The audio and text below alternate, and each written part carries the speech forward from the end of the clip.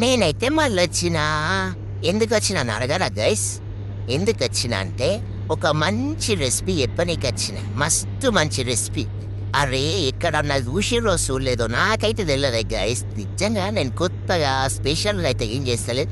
మా ఇంట్లో అయితే మస్తు సార్లు చేసినా. నాకైతే మస్తు నచ్చింది. ఇక మీకు చూపియలేదు కాబట్టి మీరు కూడా చేసుకొని మీ ఇంట్లో మీరే తినండి. మా ఇంట్లో మేమే తింటాం. ఏం లేదు దోసకాయలు కోసుకొని పక్కకు పెట్టేసుకొని అందులో పెరుగేసుకొని పక్కకు కలిపి ముఖమూత పెట్టుకోండి. నాకు నోరు కూడా తిరుగుతలేదు. పొయ్యి మీద ఒక బాండీ పెట్టుకొని అందులో ఆయిల్ వేసుకొని మిరపకాయలు వేసుకొని మిరపకాయలు వేసుకున్న కొంచెం నువ్వులు, కొంచెం ధనియాల పొడి, కొంచెం ఆవ పొడి, కొంచెం పసుపు, ఉప్పు వేసి మొత్తం మిక్సీ కొట్టాలి. మిక్సీ వేసినాక ఆ మసాలా ఏమంటారు ఇవేమంటారు యాదకొస్తాయి దోసకాయలా కలుపుకోండి.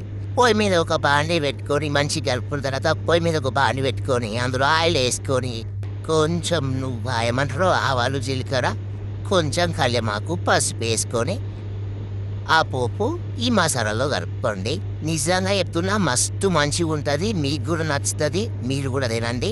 ఈ ఎండాకాలం చంపుతుంది కనుక ముందు చంపుతుంది కాబట్టి చల్లగా ఈ కీరా దోసకాయతోనైతే ఇట్లా చట్నీ వేసుకొని తినండి. ప్లీజ్ వీడియోలు చూస్తున్నారు కానీ గైస్ నేనేం పాపం చేసినో మీకు నాకైతే తెలుస్తలేదు కానీ ఒక్క లైక్ కొట్టొచ్చు కదా. మీరు ఇట్లా లైక్ కొట్టకపోతే అమ్మంటిల్లి పోషమ్మ తల్లి. నేను ముందే చెప్తున్నా నాకైతే సంబంధం లేదు.